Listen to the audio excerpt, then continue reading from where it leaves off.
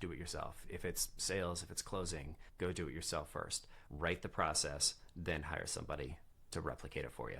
It's the only way that it works. Microphone check, 1, 2, what is this? You're now listening to a brand new episode of the Play Big Faster podcast. Look what you done started. Let's go.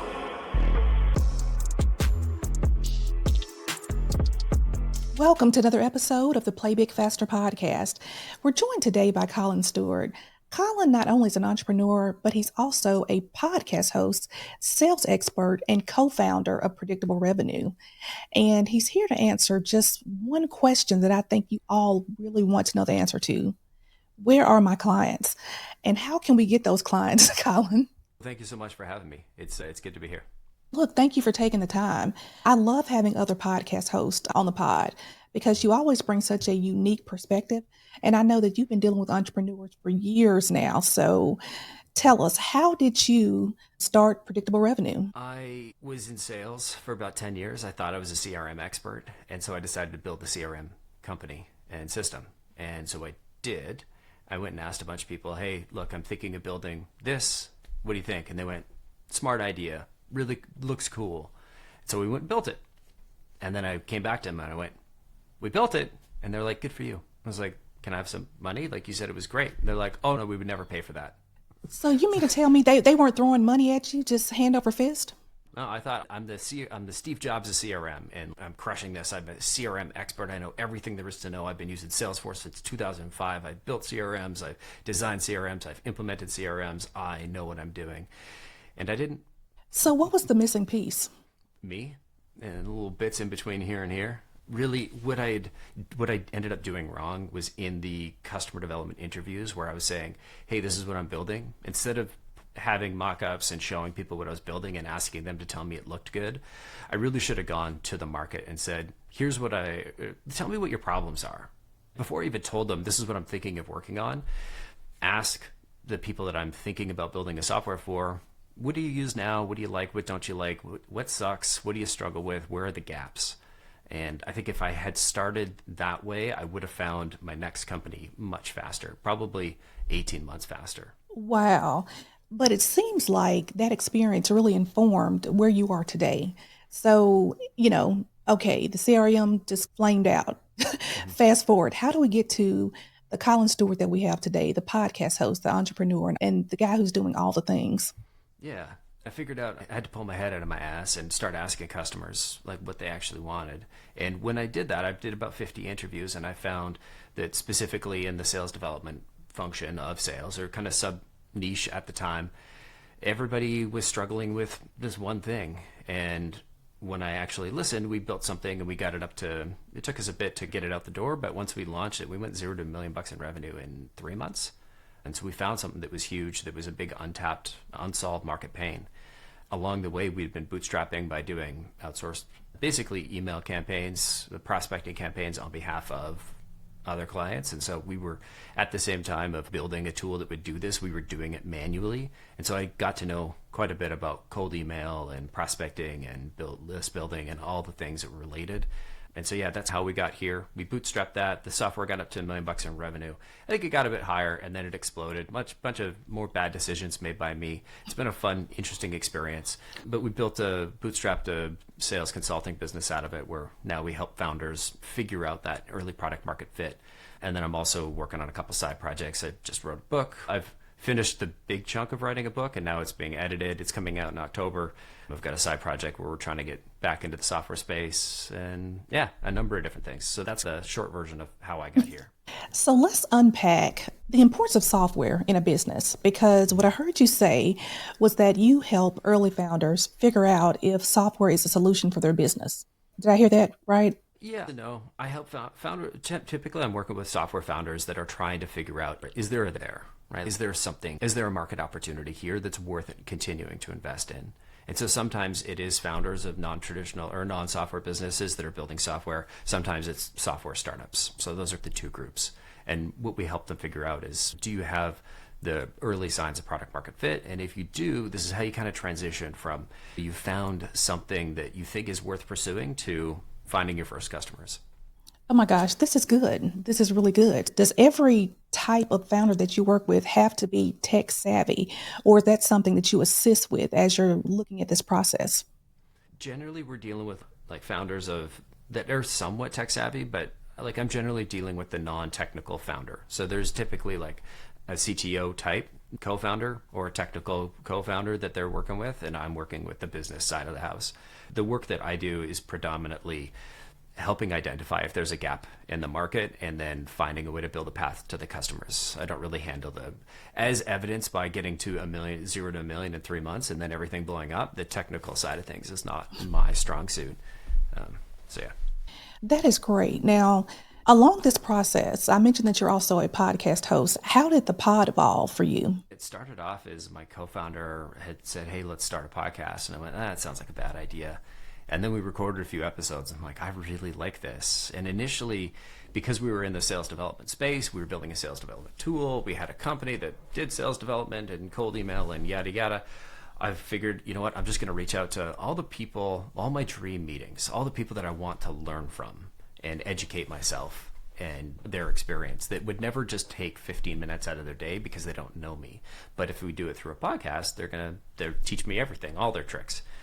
And so that's how it started. And slowly it evolved from purely focused on sales development to we got into sales. We did kind of everything. We leveled up to everything revenue. And then we niched down to helping founders figure out that early revenue. And so the last few episodes have been a mix of getting really deep into the founder stories of talk to me about where product market fit came from. How did you validate it? Where did the idea come from? How did you validate it? Where did your first customers come from? What was the first channel? And so I get a chance to see, and I'm still learning, right? I get a chance to learn what's working for founders, what channels, how did they do it?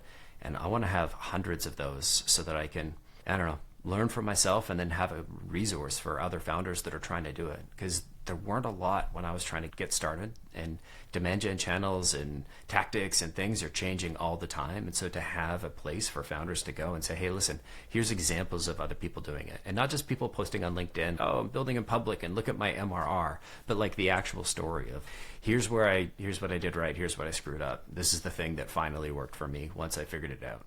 One thing that I think of, as you mentioned this, you have some solopreneurs who they're doing all the things themselves. They're the receptionist, the marketing person, the CFO, the CTO. How important is it, and how soon should you actually start looking at building a sales team or a sales system, or just an alternate way to have predictable revenue in your business if you are that one person who runs the entire business? I love it. It's such a great question. I find the biggest thing that founders screw up the most is over-investing in sales, marketing too early, and specifically like trying to grow. And I'm a big fan of before you start to grow, or before you start making growth investments, no matter what it is, it could be marketing, it could be sales development, it could be hiring another salesperson. You want to make sure that your product market fit is strong enough to justify the investment. And what I mean by that is you have confidence that if you're able to get 10 people to take a meeting with you, then one of those has a good chance of turning into a customer. Because so many of the founders that I've worked with, and we've probably done this for, I don't know, over 1,000 founders at this stage, I've seen a variety of different situations, and a good chunk of them they would come to me and say, okay, I want you to book meetings for my sales team, or I want you to book meetings for me. And I'd say, great, who are your customers? They say, oh, it's this market. But when you really get into it, market can break down in so many different ways. And it could be like, that could be 5,000 companies, it could be 500,000 companies, it could be 5 companies. But trying to articulate very clearly to put that into a list and go from like this theoretical ideal customer profile where it's this like hand wavy thing, maybe there's a Google Doc, to an actual list of companies that if you reach out to them, you're confident that they're going to be, one, reply, and two, find what you're offering relevant. That is really hard to do. And I find most founders want to make the investment before they can give you a really clear answer on, if you build this list, here's the companies that should be on it. And if you can get me in touch with some of them, then they're going to be likely to turn into a meeting and turn into a sale. And when you look at the stats, most companies die because of premature scale. And the biggest contributor to premature scale, the biggest cost center, is over investing in revenue before you have an efficient go-to-market motion. And so I've been guilty of helping people spend their money on inefficient go-to-market motions for too long, and now I'm to help slow people down and pump the brakes. And I'm a big fan of go slow to go fast. So if you're a solopreneur, solo founder, the best salesperson in your company is you. And don't try and get that off your plate. There's nothing wrong with being a salesperson. There's nothing wrong with running all the things. My advice would be figure all the things out, you prove it out, and then scale it. And start by scaling small. Start by taking the most meaningless tasks off your plate. Get a virtual assistant. Get an SDR to book some meetings for you and handle the meeting requests, handle the inbounds, right? And then slowly you build the organizational chart up from underneath you. Whereas I find a lot of founders, they talk to a VC, they talk to a mentor or a friend, and they say, oh, go hire a VP of sales, or go hire a sales manager, or go hire a salesperson. I was just having this conversation with a client the other day, and he's, oh, I just want to go hire a salesperson. I'm like, but let's say you find the perfect person. Who are you going to tell him to go after? He's like, oh, we'll go after this market segment. I'm like, but we just 5 seconds ago, we were just talking about how when I'm going to build this list for you, you don't know exactly who should go on it. So if you don't know exactly who your best customers are going to be, and I don't mean like the hand-wavy ICP version, like the criteria on a list, and we've got this list of 200 customers that if we call them, they're going to be interested, and what we have is going to be relevant. If you don't have that level of specificity, there's no way you're going to know enough to hire the right salesperson in the first place, because the go-to-market motion could be very different. If you're chasing really big customers or really small customers, they're not going to know who to go after. If you don't know how to build that list, they're not going to figure it out. And so there's all these variables. If you go and hire somebody, you're basically just wasting your money on and forcing a salesperson to suffer through eventually getting fired, or hang around and waste a bunch of your money on an inefficient go-to-market because you don't know who you need to sell to. And so it all starts with the founder. The founder's got to prove it first and then scale it. Apologies for the rant. I feel passionate about it. No, look, a very necessary rant. And I love the fact that you encouraged founders to look at a VA or maybe other fractional employees, because they can be very valuable. And some of the things you get when you get a fractional employee, you get all that experience and you get the knowledge, but you don't have all of the responsibility or the entire salary for that person as you look to build your organization. So I think that's so great. The term predictable revenue, generally speaking, when you are talking to someone about predictable revenue, are you talking about the frequency of cash flows, or what does that conversation sound like? To us, predictable revenue comes from the idea that if you want predictable revenue, you need two things. You really need a few things, but we can boil it down to two very simple things. Consistent top of funnel. So a source that demand gen channel, lead gen channel, whatever you want to call it, but a source that's consistently going to bring you new people to talk to and hopefully sell to. And then you need consistent process so that everybody you talk to, you have the best chance of working them into the best possible outcome, money. And so if you have those two things, you're consistently adding people to the top of the funnel and you're consistently working people to the best possible outcome, that's how you're going to get predictable revenue. And you know what? I love how you just broke it down so simply. It's like, okay, 1 + 1 = 2. So anyone out there who's checking out this video or the audio version of the podcast, it is that simple. Tell the universe that Collin Stewart said, these are the two things you need for predictable revenue. Now, there's also something you've been working on, and I believe that you're going to be unveiling that around October. Should we talk about it? Sure. I got a book coming out. That's called The Terrifying Art of Finding Customers. And it documents all the dumb things I did that got in my way of trying to find product market fit and trying to find my first customers so that you can avoid them and make new mistakes. And I think there's a couple core ideas in the book that I think are, maybe I'll point out the things that I think are new.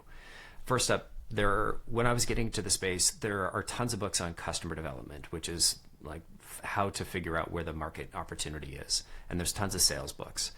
But there was nothing for me that kind of tied the two together. And I think to me, you have to be doing both of them at the same time, especially in the early days, especially if you're starting a software company or you're building software, where you need to be running customer development interviews where you're learning from customers and strengthening your understanding, but you also need to be selling.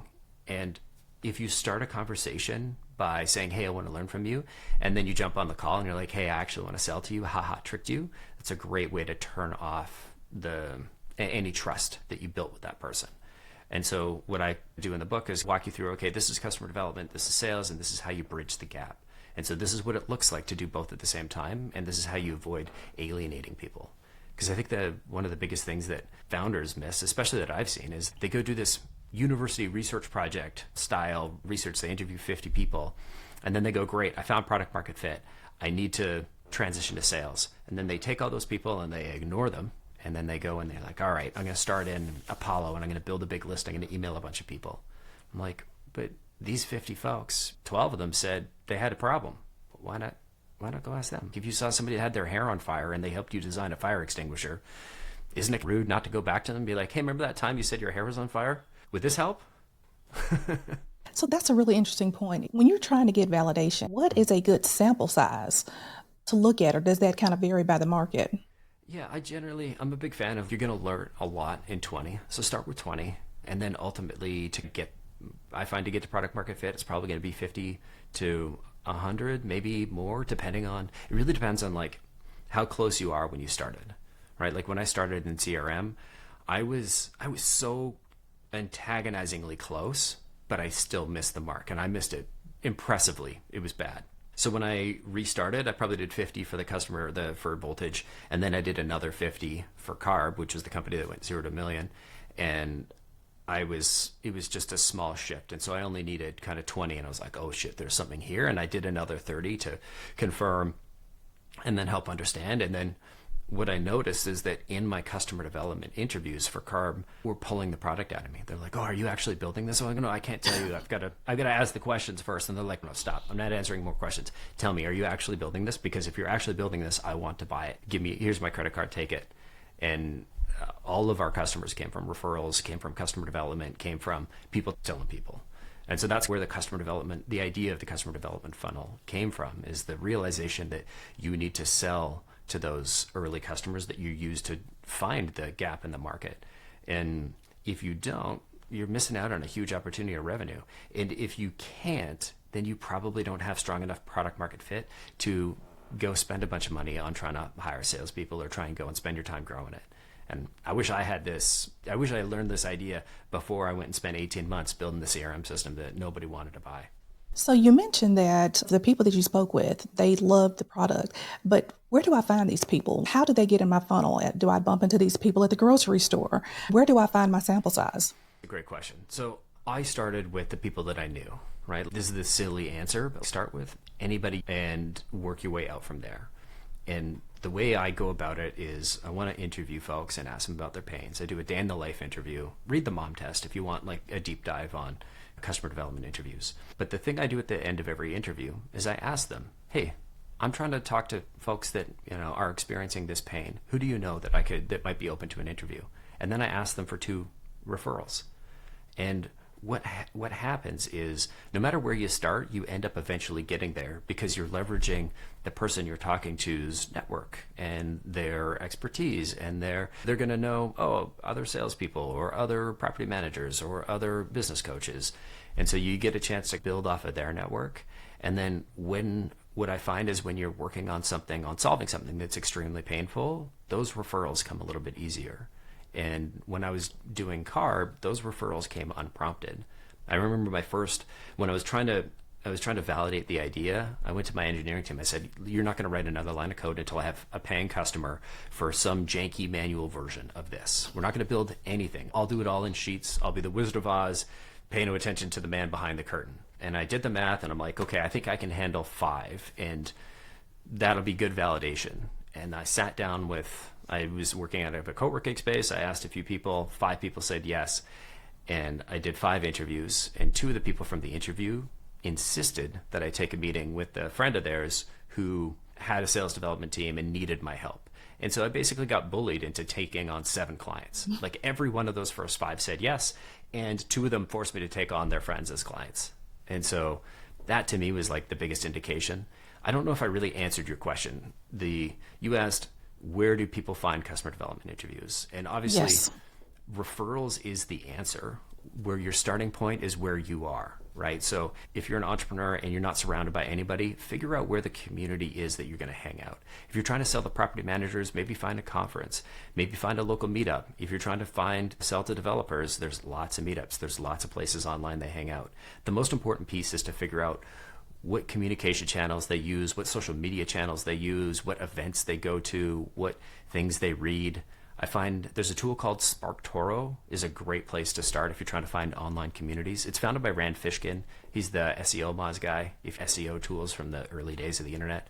And it's a great place to go and find these little communities. And so start there, but reach out to folks. Ask them nicely, hey, can I interview you? I got a side project I'm running right now, and I'm reaching out to people, and that's literally how I open the email. Can I interview you? I'm working on something in this space, and I'm just hoping to learn and booking meetings like crazy. And then I ask everybody to interview. Hey, do you know anybody else I could interview? Collin, you've given us so many great tips, but if you had just one piece of advice to share with entrepreneurs on how to play big faster in this space and to get to predictable revenue, what would that advice be? I would say the founder's got to prove it before you can scale it. That's the biggest piece where people get tripped up, where you think, hey, I'm going to go play big. I'm going to really ramp this up. And you make some real expensive decisions that don't do anything. And so I'd say if you're a founder, if you're thinking of like really scaling things up, prove it yourself. It doesn't matter what it is. If it's outbound, go do outbound, do it yourself. If it's sales, if it's closing, go do it yourself first. Write the process, then hire somebody to replicate it for you. It's the only way that it works.